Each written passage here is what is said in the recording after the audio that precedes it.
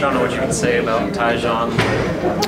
Yeah. Nothing. What does his loss do for the rest of your group? Well, he came in and asked for his release, and so we granted it. He felt like he wanted an opportunity at another place, and so right now we're focused on the guys we have. And you know, Cade Warner went in last week and did a great job, and you know, I told the guys in the meeting rooms that whoever practices well, they're going to get an opportunity. And when your number's called, you got to be ready to make the most of it. And everybody has to prepare as if they're going to play 80 snaps. And so, you know, we wish Tyjon all the best, but the guys that are in the room, we've got to focus on them, and they've got to be ready to go.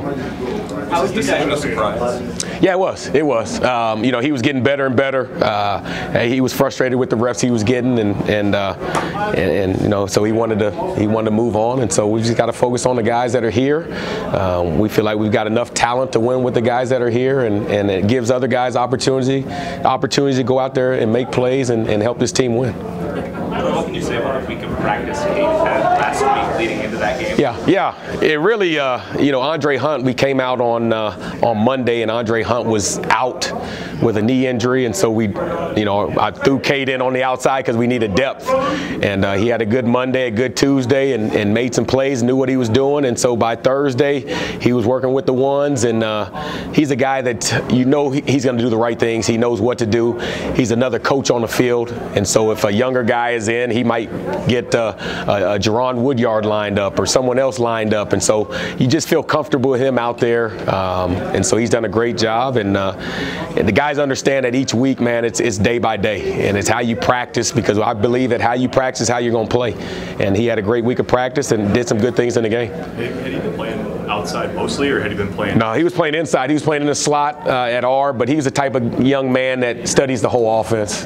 He wants to be great, and so not only was he learning the R, the slot position, but he was learning outside, and I felt like I could throw him out there. I was really throwing him out there just to get through practice, because we were short on numbers, and he made plays, and so, you know, we gave him a chance. Hey, Troy, how much is perimeter blocking factoring into who you play, and also are certain guys understanding I got to do that to get on the field? Yeah, it's a huge part of our offense. You know, most of the run game, we have perimeter passes off of it, and so if you can't hold up on the perimeter, you're probably not going to play as much as you'd like to. And we have the saying, no block, no rock. And the guys have to understand that we're a team.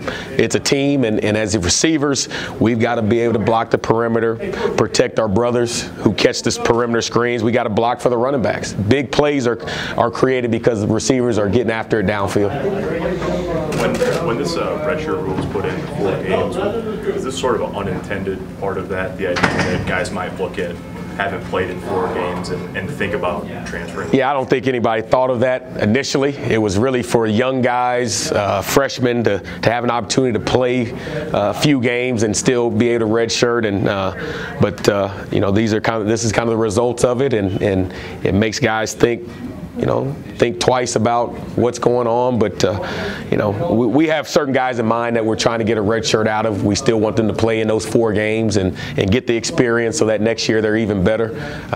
So we'll see where the new rule, what road it leads down. But right now we've got to just we got to focus on the guys that are on the roster and go from there. When you watch Wisconsin's defense, what stands out that you got to do well? Yeah, well, they're a reflection of their defensive coordinator, and we were actually up for the Broyles Award, so we hung out at that award ceremony, and he's played 10, 12 years in the league, undersized, played with passion, enthusiasm, and that's what they do. They're sound, fundamentally sound. They're not going to beat themselves. They're tough, and they really reflect their whole entire coaching staff. And so we've got our work cut out. We know where they're going to line up. It's just a matter of us executing, doing our jobs, and not making the dumb mistakes and having the penalties and the turnovers. If we do that, then we give ourselves a chance to win. How many players do you feel like you guys are away from having a full octane offense to win? Really want to see? I don't know how many. First year in the system, the guys that are here, they're going to get better next year. We're going to lose Stan, which will hurt, but another year in the system, another year in the weight room will help everybody. And then we got to go out and just continue to recruit playmakers, guys with speed, guys when they get the ball in their hands, they can go the distance. In this league, it's hard to go 12, 13, 14 plays, so you need guys that can get you a big play, 1 or 2 plays. And so we're going to continue to recruit our tails off. But I think the guys that we have on the roster will be better next year, and because they'll be in the system another year, and they'll be in the weight room as well.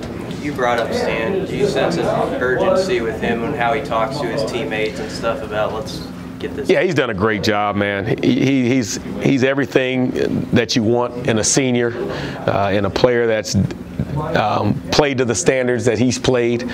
He's passionate. He loves Nebraska. He loves his teammates. He wants to win. And so every time we come in that locker room after the loss, it hurts him. And you can see it in his eyes and in his words. But he's stuck with us. And he's not going to quit. He's not going to throw in the towel.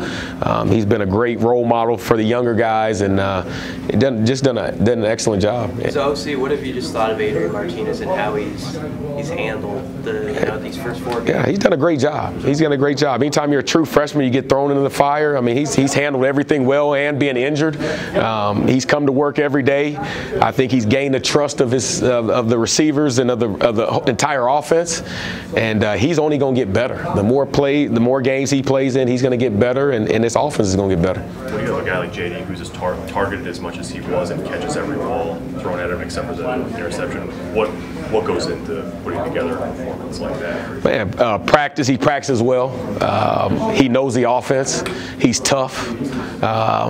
He's in the right place, and he's a competitor. And so I think the quarterbacks know when you throw the ball to JD, he's going to go get it. He's going to go get it, and he shows that in practice. So the quarterbacks have a trust with him based on what he does in practice. And he's a great practice player. Sometimes guys, they don't practice as well, and quarterbacks don't have a high trust level. But with him, what you see on Saturday is what he does Monday, Tuesday, Wednesday, Thursday, Friday. In the second half of that game on Saturday, it looked like you guys were starting to get Purdue on their heels a little bit. How much is that a foundation for how fast you want to run your offense? That's what we want to do. We want to be a type of offense that puts stress on the defense. We play fast. We take shots. We're in and out of formations, personnel groupings, where we keep them off balance. And we showed the offense that when we do things the right way, and when everybody's on the same page, and we're fundamentally sound and we're disciplined, then these are the results. We can go down and score on anybody, and we can put up 21 points in a quarter and a half. That should be our standards. And so right now the guys understand that, and we're just continue to get better. And we had a great couple days of practice, and I look forward to going to Wisconsin and seeing what we can do. Were you personally surprised that Lindsey decided to leave the program? Yeah, it was a shocker. There were no indications. I know, he didn't play as much as he would like to, but we have a long season and things happen. But he felt it was best that he pursued other opportunities.